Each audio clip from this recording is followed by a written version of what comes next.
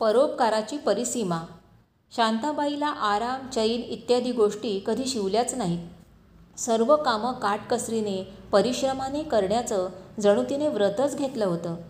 जवळपास कुठेही जायचं असलं तरी ती नेहमी पायीच जाई. मोटारीचा व अन्य कोणत्याही वाहनाचा आधार तिने कधी घेतला नाही. तुर्भ्याहून ठाण्याचे मोटार भाडे त्यावेळी अवघे 4 आणे होते. तिला कधी कामानिमित्त वा कोणाला भेटण्याकरता म्हणून ठाण्याला जायचं असेल तर तिचे भाऊ अण्णा तिला जाण्या येण्याच्या भाड्याचे पैसे देत. पण ते ती तसेच बांधून ठेवून पायी जात असे आणि पायीच येत असे. एकदा ती अशीच ठाण्याहून येत असता वाटेत पावणे गावाजवळ झाडापासून दूर उन्हात अत्यंत गर्भगळीत अवस्थेत मूर्छित पडलेला एक आदिवासी म्हातारा तिला दिसला. तिचं अंतःकरण कळवळून आलं. लगबगीने तिने जवळच्या ओढ्यातून पाणी आणून त्याच्यावर शिंपलं. तो थोडासा शुद्धीवर आल्यावर त्याला उठवून आधार देऊन जवळच्या झाडाच्या सावलीत आणून बसवलं आणि तिथेच थांबायला सांगून जवळजवळ धावतच ती मधल्या वाटेने घरी आली. घरात पोहे होते. ते दह्यात कालवून आणि लोट्यातून पाणी घेऊन ती तशीच आल्यापावली परत गेली. त्याला ते पोहे खायला दिले आणि पाणी प्यायला दिलं. पोटात अन्नपाणी गेल्यावर तो मरगळलेला जीव पूर्ण तरतरीत होऊन उभा राहिला आणि तिच्याकडे कृतज्ञतेने पाहत आशीर्वाद देत निघून गेला. शांताबाईलाही आज प्रत्यक्ष देवाला खाऊ घातल्यासारखा आनंद झाला आणि ती भरल्या हृदयाने घरी परतली. सर्वांभूती परमेश्वर. ती मधून सरपण इत्यादी आणण्याकरता जंगलात जायची. एक दिवस तिला अशीच सकाळी मुळी घेऊन येत असताना समोरच्या टेकडीच्या पायथ्याशी भुकेने तडफडत असलेलं एक कुत्रं दिसलं. तिला ते पाहवलं नाही. ती तशीच घाईने घरी आली. झटपट पीठ कालवून त्याचा तिने एक पानगा भाजला आणि तो पानगा आणि पाणी घेऊन ती तडक ते कुत्रं होतं तिथे गेली. पानगा कुस्करून तिने त्या कुत्र्याला खायला दिला आणि पाणी पाजलं. पानगा खाऊन पाणी पिऊन जेव्हा ते कुत्रं ताजतवानं झालं तेव्हा पूर्ण समाधानी वृत्तीने ती दुपारी 12:30-1च्या सुमारास घरी आली. श्रीमती सामंताई ती दमून घरी येते म्हणून रोज तिच्याकरिता कालवण, ताक इत्यादी ठेवून ती जंगलातून परत यायच्या वेळी वाट पाहत बसायच्या. शांताबाई जंगलातून आली की आंघोळ करून त्यांच्याकडे येई आणि आईच्या मायेने ठेवलेले ते कालवण आणि ताक घेऊन जाई. स्वतः फक्त भात किंवा खिचडी करी आणि त्याबरोबर ती खात असे. त्या दिवशी उशीर झाला तरी शांता आली नाही म्हणून त्या बाहेर रस्त्यावर येऊन पाहू लागल्या. तो त्यांना शांता हातात काहीसं घेऊन लगबगीने परत जंगलाकडे जात असलेली दिसली. परत ही कुठे चालली, कशाकरता चालली त्यांना काही कळलं नाही. दुपारी परत आल्यावर त्यांनी तिला विचारलं, शांते, तू परत कुठे गेली होतीस? शांताबाईने सर्व हकीकत सांगून म्हटलं, ताई, त्याचे हाल बघवले नाहीत म्हणून पानगा घेऊन गेले. तोही बिचारा देवाचाच एक जीव आहे.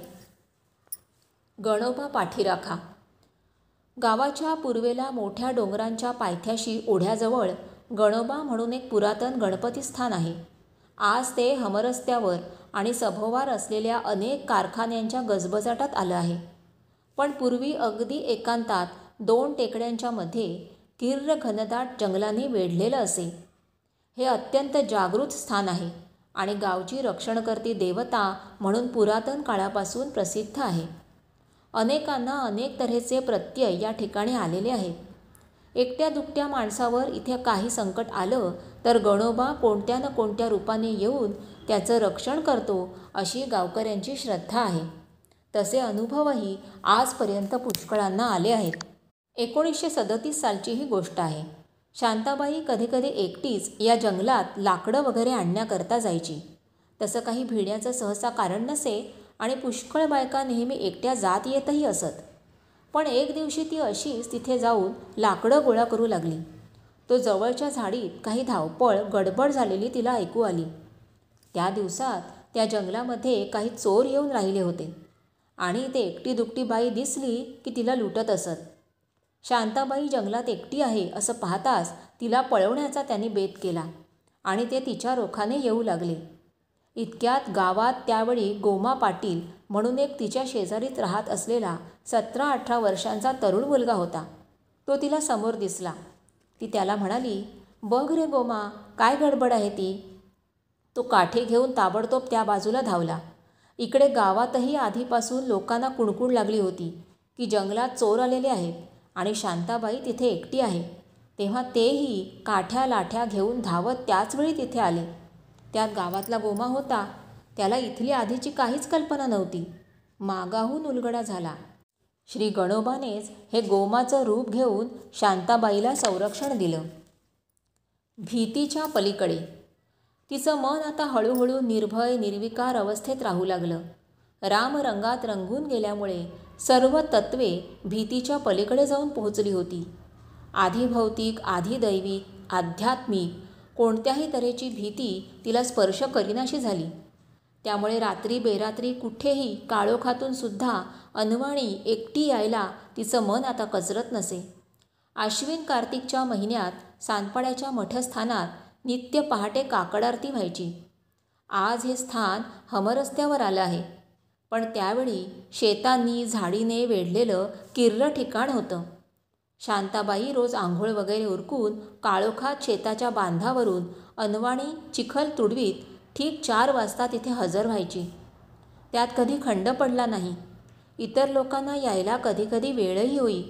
इतर लोक दिवाबत्तीनिशी व संगती सोबतीने येत, तर शांताबाई एकटी अनवाणी काळोखातून सर्वांच्या आधी हजर.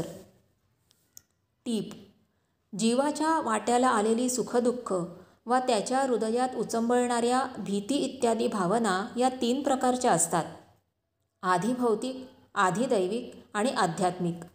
जगातल्या इतर वस्तूंपासून मिळणाऱ्यांना आधी भौतिक म्हणतात. देवता इत्यादींच्या प्रसन्नतेतून किंवा प्रकोपातून आलेल्यांना आधी दैविक म्हणतात. आणि अंतःकरणातील अहंकार, बुद्धी, मन यांच्या बऱ्या वाईट स्पंदनांमुळे निर्माण होणाऱ्यांना आध्यात्मिक म्हणतात.